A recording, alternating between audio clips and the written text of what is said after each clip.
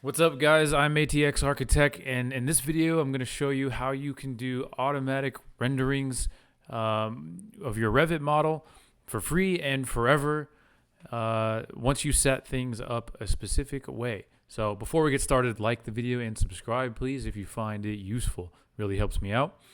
This is a really important video and a really important subject because you might find yourself someday without the ability to use your fancy rendering software, the one that costs all kinds of money, the one that your firm that you work for might be using. Maybe you're trying to build your own firm. Maybe you're just concerned with the amount of money that you're spending on all this stuff. So today I'm going to show you how to do it for free using this process here. So I'm going to minimize my face here as much as I know you guys like to see my giant head. This is the result that we're looking for. This is what we're gonna shoot for here, and this is produced with no Photoshop effects. This is straight export from Revit into the software we're gonna use today and rendered using a template that I built. And my template has all kinds of settings in it, and we're gonna explore a few of those. So I'm gonna build this from scratch with you guys. So without further ado, let's get going. This is the Revit model that I'm going to export and that we're going to render. We're going to render a snapshot of this building, obviously, here. Usually I like to use consistent colors in Revit because there's no surprises. There's no, there's flat shading. Everything graphically comes out very predictably. So you'll notice in Revit 2024, there's a new thing that they added under consistent colors is called textures. If you click that, you'll get actually nice textures of your site plan. So I'm going to zoom in and you can kind of see it almost kind of has a SketchUp vibe to it when you have this turned on. And it's nice because it's not actually rendering your whole scene and slowing everything down rendering wise. So one of my favorite new things in Revit that we've been needing for a long time. And it's actually great and useful for like site plan renderings. If I zoom in here in my Revit template, I've got a site plan. I'm not requiring Photoshop or anything to get nice rendering quality from. So that's something that is worth noting here. So now that we have that, I'm sure you're wondering, how is Brent going to export these textures from Revit? Because everybody knows that that's a big issue normally. So this is going to be a nice little step-by-step here for you. It's kind of a lot of steps, so bear with me. First thing that we're going to do is get started. We need to download a free plugin for Revit. Usually I am an anti-plugin guy, but in this case, it's free and it's pretty easy to do. So if you go to Autodesk, if you Google Autodesk App Store, click that first link there. It's probably going to be your first link, and it'll send you here. You want to make a free account if you don't already have one. Log in if you do, and then you're going to search Lumion in here.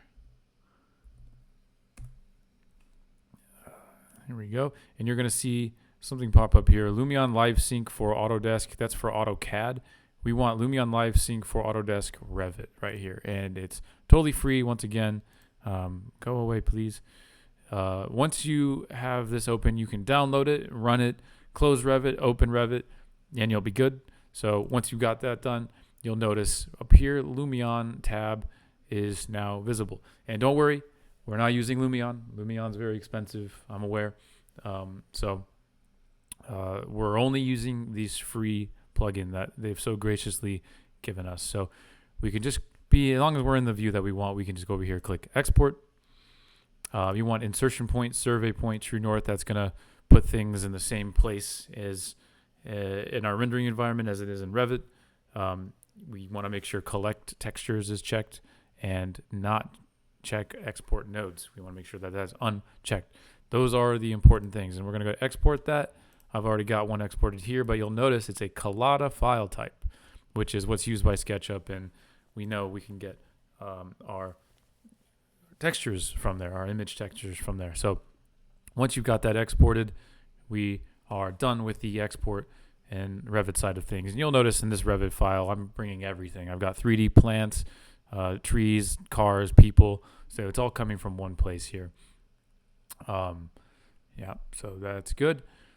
Next, we're going to dive in, drum roll, we're going to dive into the rendering software that we'll be using, and it's called, spoiler alert, Blender. I'm sure you can see by the Blender emblem that I have down here. So Blender is amazing because it's totally free. It's probably one of the most underrated softwares ever. It's one of the best things humanity, I think, has created. It's amazing not only because it's free, but it's amazing because it's super high quality. You can get like Hollywood style and quality renderings and graphics and things out of it.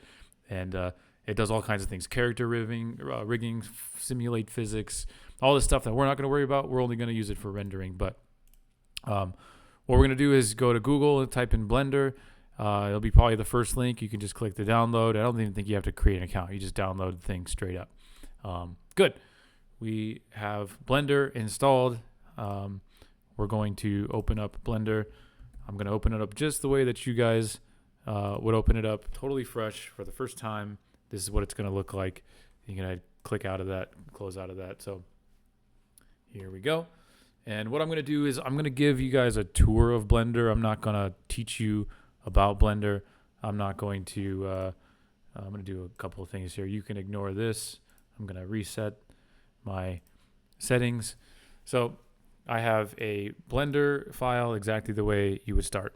So a little tour. What I was saying is I'm not an expert at Blender. I'm only going to show you the very minimum stuff to get your renderings done. Everything else in Blender you don't have to worry about. It's a software that has a steep learning curve similar to Revit, I think.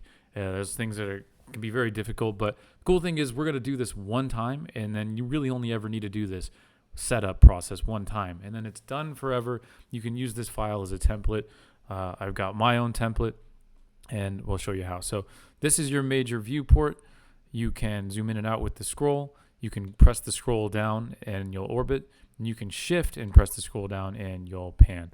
That's the most important thing to note for that. You'll see over the right here we have basically this is a library of you can think of this as a library of objects in the scene. This is our scene, and this is the objects in the scene. We have light, cube, and camera. We can select them over here rather than having to select them in the viewport. We can select them here. Down below, this is a properties. This is properties of objects, of scenes, of materials, all of your properties here. And we're not going to use this down here. This is what Blender's going to show you off the bat. It's going to show you this for animation, but we're going to change this, and you can swap. You can swap. These are both basically properties panels that are different types of properties. I mean, they're all really properties panels, and you can orient them however you want, but this is how we're rolling. So first thing that we're going to do is activate our camera here. This is our camera.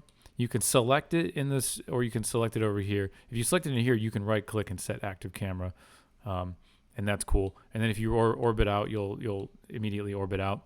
Or you can select over here, and you can go up to View, Cameras, Set Active Object as Camera. Sometimes the camera is so small in the scene, and it's a pain in the butt to select, so you just do it that way. Another thing is there's a few settings within this camera that we're going to change. If you see this little pull out arrow here, we're going to pull this out and click on View. There's this guy under Lock To. There's this guy here. If I pull this out farther, Camera to View. If we check this, now when we click in orbit, we're going to move the camera with us. We're actually orbiting and clicking and moving the camera. If we uncheck it, we'll be out of the camera. So that's a quick one to note. Another thing is we want to change our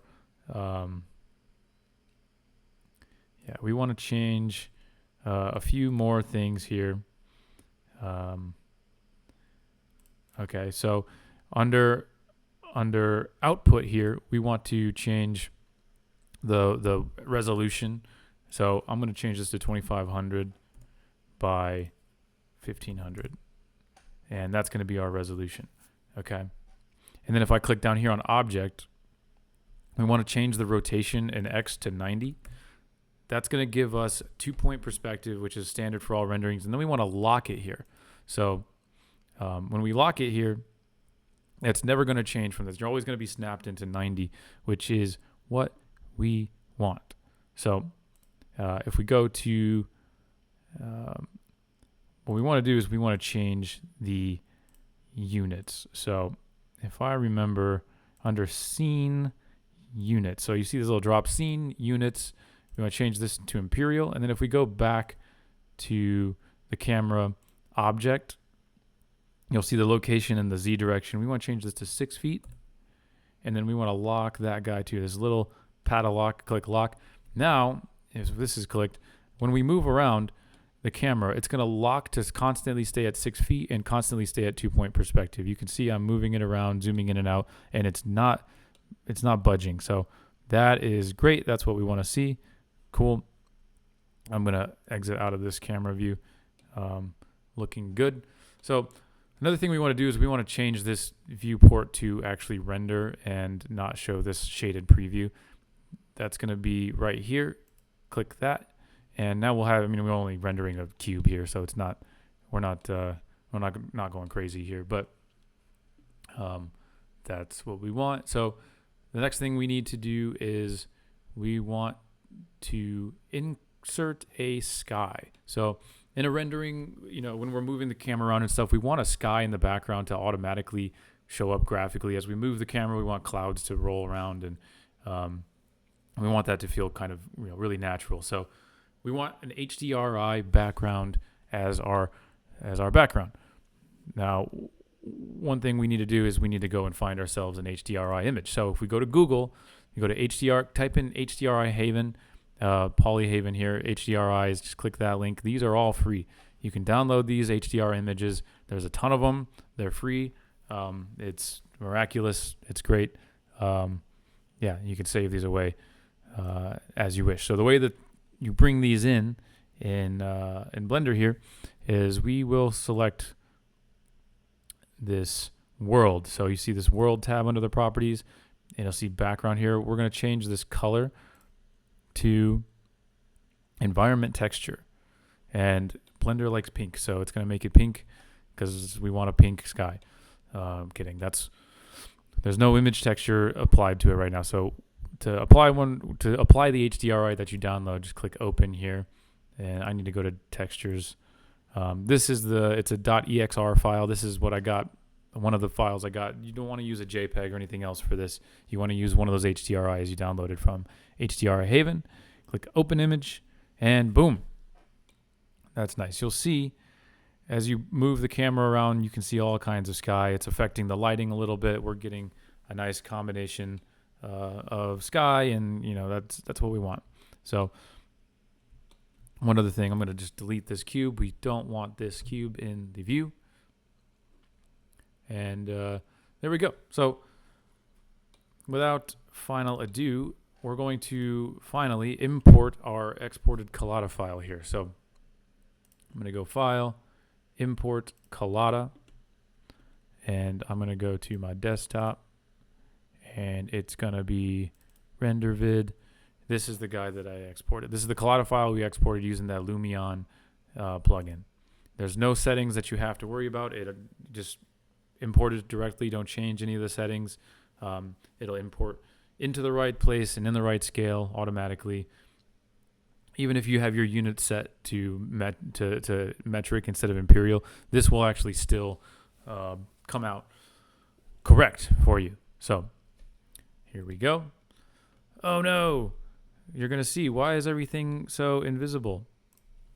What's going on here? Why is this all transparent? Well, an issue is when Lumion exports that collada file, it doesn't know what value to give an alpha to all of the materials. So when I select different materials in here, you'll notice when you select any item that you've imported with this technique, when you select things, it selects and groups things together based on the material, groups objects with the same material together. So if you select each one of these invisible things here, if I were to go down to material here, I'd have to change the alpha to 1 for all of these.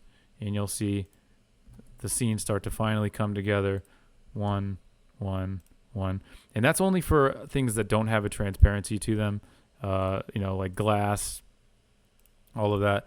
Yeah, and you can see it's coming together little by little here, but this is super not ideal. So instead of doing this, we're going to do something else. I want to apply that logic to all of the materials in this scene all at once. automatically. First things first, I'm going to get my scene pointed the right direction. There we go. That's the building that we want. So what I've done is I'm going to open up. This is my render template, my Blender render template that I use myself. I've got a little bit of code here that I'm going to copy. And this is just a Python code, Python script. You can copy it from a number pad or save it on a numbers pad. But the way that you use this in Python is you go over here, this top right thing here. Instead of this timeline animation being displayed, we're going to go to the scripting and hit text editor and then hit new. I'm literally just going to paste this in, paste that code in and hit play. That's going to automatically change all of the materials. It's going to automatically change that alpha value to 1. And you're going to start to see the scene come together. So that's looking already a little bit better, but obviously we have a few things we need to fix. And the first of which is there's a few things in the camera. So I'm going to go to this camera, set active camera. And what I want to do, view camera. I want to lock this guy and then point this the right direction, which is this way, I believe. And you're going to start to notice some problems, right? For one, if we have the camera selected and we select the camera here, you'll see this pop up down here. We need to change the focal length first of all. Instead of 50, it should be more like 30. Yeah, there we go. And so that's going to give us a more architectural style rendering there. Another thing is you'll notice that the building is getting clipped off because of our maximum distance here is only 300 some feet. We'll just change this to like 10,000 feet and that whole thing should show. You'll also notice that because we're at 2-point perspective and a 6-foot height, our view actually needs to shift up without the camera tilting up to ruin the 2D perspective. So it's cool in this camera setting. There's a little Y here for shift X, shift Y. We can just change this value. Just scroll it up. And there we go. And so now we have our scene actually done. Or not done. We have our scene is cropped in the way that we want to have it cropped. So it looks okay here. We need to keep going. So next thing to do is we need to up the render quality a little bit. What I want to do is go into render and make sure that ray tracing is selected here. So if I close all this, select render from the properties, you'll see this ray tracing. Just check that. And now, boom, we'll actually get some better lighting and some, better lighting, better reflections, better pizza, So now what we need to do is update the lighting a little bit because the lighting sucks in this situation, and we need to actually add a different type of light. So I don't have the camera locked to view. I'm going to exit this. And the next thing is you'll see that we have this light fixture that came loaded into our scene right here.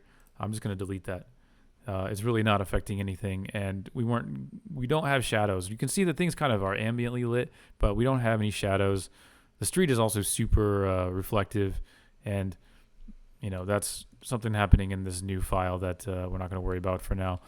But that's a very easy thing to fix. So what we want to do is we want to add. If you go up here, add light, sun. So we don't want to add just a light. Like that last one was just a light. We actually want to add a sun. And you can see now we're starting to get some shadows. If we zoom in, we've got some shadows. So where is our sun object? I believe it's just, it's right there. So I'm going to, if you click move, if we're in object mode here, you want to be in object mode. You want to click move and just drag these arrows. Drag this up a little bit. The positioning of the sun doesn't matter. Doesn't affect it, but you'll see this little yellow dot. This is to change the shadows, or to change the sun direction. We'll do something like that. But you'll see the scene is still kind of, not great in terms of the lighting. We actually want to update the strength of this. So if we go down here to light properties, change this value to like 10. And there we go. We've got a little bit more happening in terms of the correct lighting, and that's looking good. We've got some good shadows there. I'm gonna go and hit this camera. I'm gonna go back to our view. So far it's looking, pretty decent. We need to sharpen this up. There's still a little bit of work to do to make this look better. One of the things is in architectural renderings, you usually want to have an edge, a line, something that delineates, solid from sky and all of that. Because right now, if we were to render this, if we were to render this, you can see it's too soft. And so one quick way to do that is if you actually go into the library here and select all, you can shift click all of these. You'll see these orange lines is how it tells you that the things are selected. What's cool is when you actually render this, that line will render. The selected line will render when you actually render, which is cool because that gives us exactly what we want. We just don't want it to be orange, right? So let me show you how to fix that real quick. I'm going to go File. Go to Edit, Preferences, 3D Viewport right here. And it's these two object selected and active object. We're going to change both of these, make it to the white here, and then to near black. We don't want to go all the way to black, but just like near black, something like that. And you have to change both of these, unfortunately. So change this one, boom. Both of those are black, and we're done. Now I'm going to go over here and select all these. And you'll see when you actually render this, the lines won't look as thick and as bad. When you actually render it, you can change the size and the resolution of the rendering, and the lines will become smaller and more crisp. So the smaller the rendering, the bigger the lines. They look chunky like this. But if you pull back, it won't be as intense. So that's something important, and it's a really quick sort of shortcut to get us there. And you'll notice we're still not quite all the way done here. It looks like we need to up maybe the contrast. Our darks aren't dark enough, our lights aren't light enough. Things kind of look washed out. So there's a really nifty way to do that. If I select this top right thing here again and go to Composition and check Use Nodes, you can zoom in here and we get these this visual output for renderings. Now, what we want to use this for is actually, instead of using Photoshop to change the brightness, the contrast, and to add effects, we can do it here. We don't actually need to pay for Photoshop. We can just do it right here in free Blender. So I'm going to add a color, adjust, brightness, contrast. And I'm just going to pop it right in the middle here. So now what we can do is we can up and increase the brightness and contrast, but you'll notice it's not changing. It's not exactly working. And that's because we need to go up to here to this little arrow, and you see where it says compositor, instead of disabled, we need to click always. So boom, now we're done. Now when we increase and we mess with the contrast, it'll actually show up, and we can mess with the brightness here. But it looks like the brightness is actually pretty good. I kind of just want the contrast, and we don't want it to be washed out. We just want it a little bit contrasted from what it is. I think that looks good. Yeah, and another one that we can do is we can add a color, adjust the hue saturation value. So I'm going to add that in there, and you can actually make this more, it's kind of just like Photoshop. You can just make it more colorful, more vibrant, and get that done. And I'll show you one more quick little effect. We'll go to add filter, and I want to add a glare. And you'll see that you'll get these kind of glare effect. I'm not going to play with all of these settings for now. I'm gonna give it just a little splash. I'm gonna turn the brightness maybe down just a hair. Okay. And I think that that's a pretty good start. So I'm going to go to, yeah, I'm just going to leave this here. So the people don't look great. They've got this, you know, kind of a little bit too transparent thing going on. I can fix that in my text editor here.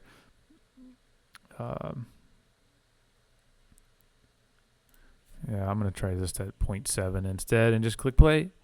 And we've fixed that. People are a little bit better. So, last thing we need to do, and I know, thanks for sticking with me. This is a lot of steps, but we've got the we've got the Blender rendering template set up, and we can kind of pretty much just use this template for all of our future designs. So, yeah, what I'm going to do next is just render this. So, I'm going to go to render. Sorry, no, we're going to go to view. I'm going to viewport render image, and we'll see our result here. It might take a minute, but it's actually not bad. It's using a rendering engine called Eevee. It renders a lot more quickly than you'd think it would. I say that now. There we go. We were getting something there. I'll show you. This is actually the rendering that I've got. There's certain things you can do with Blender that are cool. Like I've got these a PNG of these birds flying, and it's actually attached to the camera. So as the camera moves, so do the birds. So I can really set up any scene that way. There we go. That is the rendering result, and you know, it could use some work. We could tweak it. We could tweak the lighting, play with the lighting to get it more to look like the file that I have here. And you can trust me on this that it looks way better. This version is way better looking when it's rendered because it's rendered in mine. But you get the point. We're starting to see a rendering that doesn't look half bad. And we can play and play and play until we get the settings just right. But what I really wanted to do was just show you guys that now that you have this file, I can go image and save as and save it wherever I want it, right? But what I really want to do is file, save as, and I want to save this guy as my rendering template that I use forever. Okay, that's the goal here. And this becomes something where you import every Revit model and you hit play on the little script here, and you can render things forever. So woohoo, got free renderings for life. If you want access to my render template, my Blender file, and my Revit file, which work together to produce all of this pretty automatically, click the link in the description. You know, I'm also in that link, you'll find other nifty tools that you can use to increase your architecture design capabilities. So that's all for this video. If you enjoyed that, if you want to see more, you can help me out by liking and subscribing and by checking me out on the link. And if you'd like to work with me, then follow that link and it'll show you how to do that as well. So thank you for your time and attention, and we'll see you in the next one.